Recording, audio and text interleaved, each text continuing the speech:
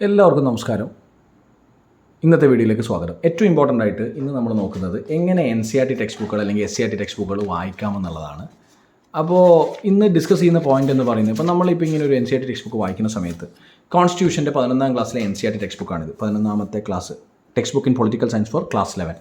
അപ്പോൾ ഇതുമായി ബന്ധപ്പെട്ട് നമ്മൾ ഒരു എക്സാമിന് വേണ്ടി പഠിക്കുന്ന സമയത്ത്, പ്രത്യേകിച്ചും PSC പോലുള്ളൊരു എക്സാമിന് പഠിക്കുന്ന സമയത്ത് NCERTൻ്റെ ഗുണം അല്ലെങ്കിൽ SCERTൻ്റെ ഗുണം എന്ന് പറയുന്നത് കോൺസെപ്റ്റ്സ് ആണല്ലോ. കോൺസെപ്റ്റ്സ് നന്നായി മനസ്സിലാക്കാൻ സഹായിക്കുന്ന ടെക്സ്റ്റ് ബുക്കുകളാണ് ഈ NCERT അല്ലെങ്കിൽ SCERT ടെക്സ്റ്റ് ബുക്ക് എന്ന് പറയുന്നത്. അപ്പോൾ ഞാനൊരു ചോദ്യം ചോദിക്കുകയാണ്. ഇപ്പോൾ ഇത് വായിക്കുന്നതിന് മുമ്പ് തന്നെ, കോൺസ്റ്റിറ്റ്യൂഷൻ എന്ന് പറയുന്നത് ഗവൺമെൻറ് മെഷീനറിക്ക് റെസ്ട്രിക്ഷനാണോ? ഗവൺമെൻറ്റിനെ റെസ്ട്രിക്റ്റ് ചെയ്യുന്ന ഒന്നാണോ കോൺസ്റ്റിറ്റ്യൂഷൻ? അങ്ങനെ ഒരു സെൻറ്റൻസ് സ്റ്റേറ്റ്മെൻറ്റ് ചോദ്യമായിട്ട് വന്നാൽ നിങ്ങൾ ഏത് രീതിയിൽ റെസ്പോണ്ട് ചെയ്യും?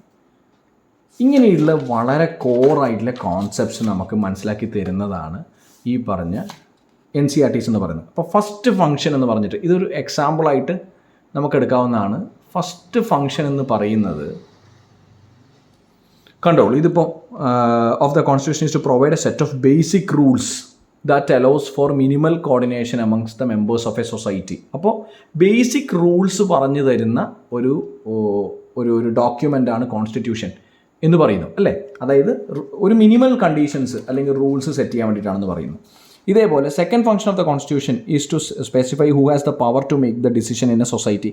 It decides how the government will be constituted. എങ്ങനെ, അതായത് ഒരു കോൺസ്റ്റിറ്റ്യൂഷൻ രൂപീകരിക്കും, ഒരു ഗവൺമെൻറ് രൂപീകരിക്കും എന്നാണ് പറയുന്നത്. അപ്പോൾ ഇതിൻ്റെയൊക്കെ പുറകിലൊരു കഥയും അല്ലെങ്കിൽ അതിൻ്റെ ഒരു ഇൻട്രോ ഒക്കെ കൊടുത്തിട്ടാണ് ചെയ്യുന്നത്. ഇപ്പോൾ മൂന്നാമത്തെ, ഞാൻ ആദ്യം ചോദിച്ച ചോദ്യത്തിലേക്ക് വീണ്ടും പോകാം.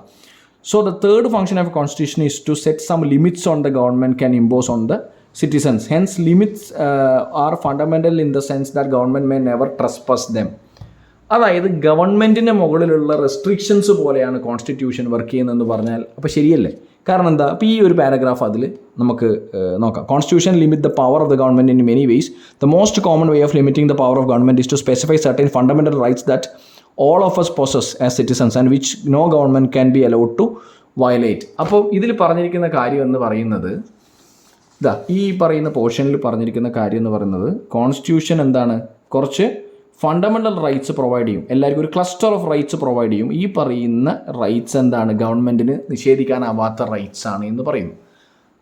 അപ്പോൾ ഇങ്ങനെ, അതായത് ഇതിൻ്റെ ബാക്ക്ഗ്രൗണ്ടും കോൺസെപ്റ്റും പഠിക്കുന്നതിന് ഒരു ഇമ്പോർട്ടൻസ് ഉണ്ട്. കാരണം ഒരു ഗൈഡിലെയോ അല്ലെങ്കിൽ മറ്റേതെങ്കിലും SCERT NCERT ജിസ്റ്റ് എന്ന് പഠിക്കുന്നതിൽ നിന്ന് വ്യത്യാസമായിട്ട് ഒരു കാര്യവും അതിൻ്റെ ഫാക്റ്റും മാത്രം പഠിക്കുന്നതിനപ്പുറം ഈ ബാക്ക്ഗ്രൗണ്ട്, എന്തുകൊണ്ട് കോൺസ്റ്റിറ്റ്യൂഷൻ ഫണ്ടമെൻ്റൽ ആയിരിക്കുന്നു അല്ലെങ്കിൽ എന്തുകൊണ്ട് ഗവൺമെൻറ്റിനെ അത് റെസ്ട്രിക്റ്റ് ചെയ്യുന്നു, അങ്ങനെയുള്ള ചോദ്യങ്ങൾക്ക് ഈസി ആയിട്ട് നമുക്ക് SCERT NCERT പുസ്തകങ്ങൾ ഇരുത്തി വായിച്ചു കഴിഞ്ഞാൽ മനസ്സിലാവും. അപ്പോൾ NCERT റീഡിംഗ് എന്ന് പറയുന്നത് ആ വെറും പോയിൻ്റ് മാത്രമല്ല, അതിൻ്റെ ഡിസ്ക്രിപ്ഷൻ കൂടിയാണ്. അപ്പോൾ ആ ഡിസ്ക്രിപ്ഷൻ നമുക്ക് എന്ത് നേടിത്തരും? കുറേയും കൂടി അണ്ടർസ്റ്റാൻഡിങ് നേടിത്തരും. മാത്രമല്ല അത് മറന്നു പോകാനുള്ള സാധ്യത കുറയും.